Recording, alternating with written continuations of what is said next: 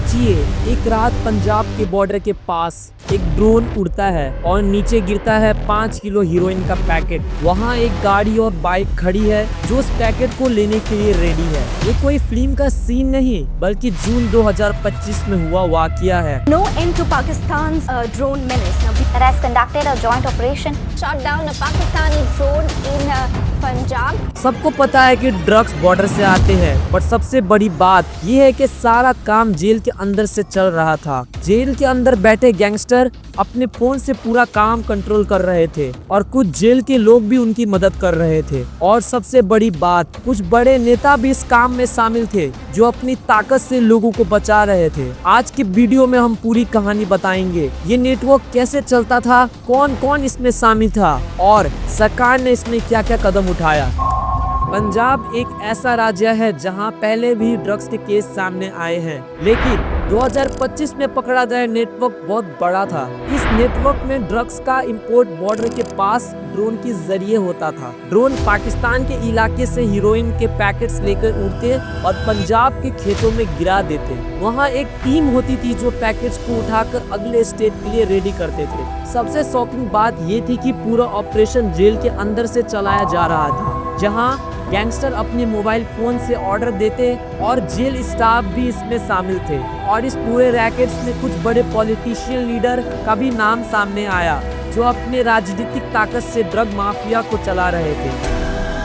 जून 2025 पंजाब के बॉर्डर के पास रात के अंधेरे में सब कुछ शांत था, लेकिन अचानक से एक छोटा सा ड्रोन आसमान से सीधा नीचे आया। कोई आवाज नहीं, कोई लाइट नहीं, सिर्फ एक छोटी सी आवाज, धप धप, और एक पैकेज जमीन पर गिरता है।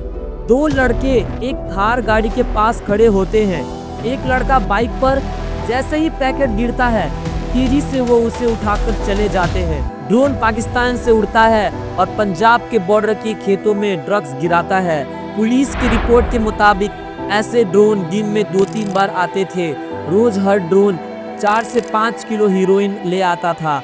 सोचिए, हर दिन 10 से 15 किलो हीरोइन सिर्फ एक छोटे रूट से, और बॉर्डर पर कोई शक भी नहीं करता क्योंकि ड्रोन से काम होता है बिना शोर, बिना सिग्नल, बिना किसी आदमी के। हर जगह एक टीम तैयार होती थी, कौन सा ड्रोन कब आएगा, पैकेट कहाँ गिराना है, किस लड़की को कौन सा उठाना है, किस गाड़ी से ले जाना है, सब एक सिस्टम के थ्रू होता था।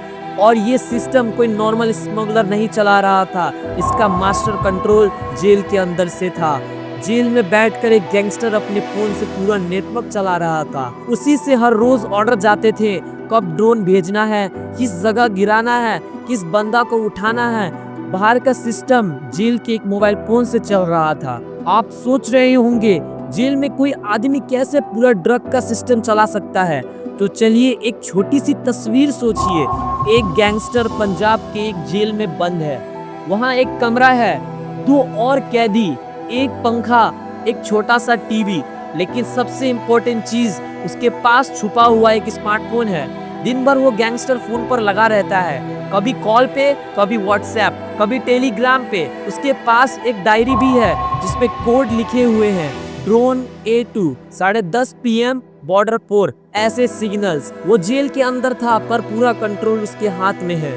ड्रोन कब उड़ेगा, किस खेत में पैकेट गिराएगा, कौन उठाएगा, सब वही डिसाइड करता था। पुलिस ने जब फोन रिकवर किया तो उसमें सिर्फ नंबर नहीं, पूरे कमांड सेंटर जैसे मैसेज मिली, जैसे कल 2 पैकेट भेजना है, बॉर्डर टीम रेडी, न्यू आदमी को टेस्टिंग के लिए भेजना है। अब सवाल उठता है, जेल के अंदर फोन कैसे गया। पुलिस ने ये भी पता लगाया कि कुछ जेल के स्टाफ भी इस गैंग में शामिल थे। पैसे लेकर फोन अंदर पहुंचाया जाता था। कई बार तो गाड़ी मीटिंग फिक्स करवाते थे जहां गैंगस्टर किसी विजिटर के थ्रू कैश और ऑर्डर भेजते थे। एक पूरी दुनिया जेल के अंदर छुपी हुई थी और जेल नहीं, एक नेटवर्क का ऑफिस बन चुका था। सोचिए, एक दिन पंजाब पुलिस एक पॉलिटिशियन के फार्म हाउस पर रेड करती है। वहाँ से क्या मिलता है, 29 मोबाइल फोन, कैश, ड्रग से जुड़ी हुई हवाला एंट्रीज और एक डायरी जिसमें कुछ VIP लोगों के नाम लिखे हैं। ये सिर्फ एक रेड थी, लेकिन इसने सिस्टम की पोल खोल कर रख दी। इन्वेस्टिगेशन जैसे जैसे आगे बढ़ी, कुछ और शॉकिंग बातें सामने आई। कुछ लोकल लेवल के पॉलिटिशियन लीडर डायरेक्टली इस स्मगलर के कांटेक्ट में थे। वो या तो इन्हें प्रोटेक्शन दे रहे थे या फिर खुद भी इस रैकेट का हिस्सा थे। एक केस में ये तक सामने आया कि एक नेता ने अपने एरिया के पुलिस स्टेशन के SHO को ट्रांसफर करवा दिया क्योंकि वो स्मगलिंग के रास्ते पे चेकिंग कर रहा था। और जब मीडिया ने इस पर सवाल उठाया तो कुछ लीडर चुपचाप हो गए और कुछ ने कह दिया ये ऑपोजिशन की साजिश है। लेकिन जब रेड के बाद एविडेंस निकले, जैसे CCTV फुटेज, कॉल रिकॉर्ड्स और हवाला का ट्रायल्स, तब लोगों का शक यकीन में बदला। एक और शॉकिंग बात ये थी कि जेल के अंदर जो गैंगस्टर सिस्टम चला रहा था उसके पास पॉलिटिकल सपोर्ट था। वो अपने पॉलिटिकल कॉन्टैक्ट के जरिए जेल में VIP फैसिलिटीज ले रहा था, जैसे फोन्स, AC, खास खाना और बाहर के लोगों से मुलाकात। तो ये सिस्टम का एक हिस्सा क्रिमिनल था, दूसरा जेल के लोग और तीसरा पॉलिटिकल पावर। ये तीन मिलकर बना रहे थे ऐसा नेटवर्क जिसको तोड़ना मुश्किल था। जब मीडिया, पब्लिक और ऑपोजिशन सब चिल्लाने लगे कि ड्रग माफिया जेल से काम चला रहे हैं, तब पंजाब के PM भगवंत मान ने प्रेस कॉन्फ्रेंस की। उन्होंने कहा, हम किसी को नहीं छोड़ेंगे, चाहे वो गैंगस्टर हो, जेल का ऑफिसर हो या कोई पॉलिटिशियन क्यों ना हो। उसके बाद एक मैसिव क्रैकडाउन शुरू हुआ। पंजाब के अलग अलग हिस्से में रेड हुई। 80 से ज्यादा मोबाइल फोन्स रिकवर किए गए। 60 से प्लस जेल स्टाफ पे इंक्वायरी शुरू हो गई। 16,000 से ज्यादा लोग ड्रग्स के केस में अरेस्ट हो गए। सिर्फ एक महीने के अंदर एक और खास चीज की गई, anti drone radar system install किया गया बॉर्डर एरियाज में, ताकि पाकिस्तान से आने वाले ड्रोन्स डिटेक्ट हो सके। सरकार ने एक नया drug free Punjab task force बनाया है जो हर डिस्ट्रिक्ट में रिपोर्ट भेज रही है। लेकिन अब भी कई लोग का कहना है कि ये बस सरफेस क्लीन हो रहा है, अंदर सिस्टम अब भी जिंदा है। कई जेल में अब भी फोन्स हैं और कहीं पॉलिटिकल प्रेशर अब भी एक्टिव है।